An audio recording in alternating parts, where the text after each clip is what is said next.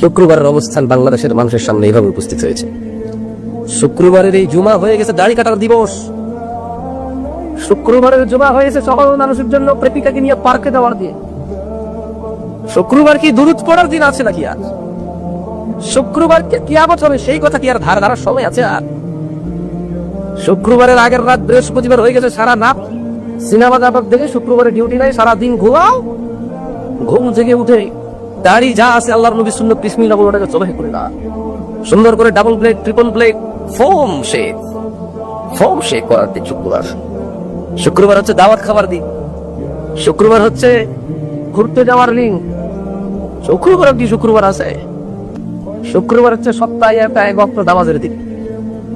শুক্রবারই তো সপ্তাহে আমার একটা রোজা দিনে এত নামাজ পড়তে হয়। শুক্রবারের অবস্থান বাংলাদেশের মানুষের সামনে এইভাবে উপস্থিত হয়েছে। কিভাবে এদের বংশ ঠেকাবে এরা, কিভাবে এরা এদের বাচ্চাকে ভবিষ্যতে রেখে যাবে, এরা মরে গেলে এদের বাচ্চারা এদের জন্য দোয়া কামনা করবে আল্লাহর কাছে।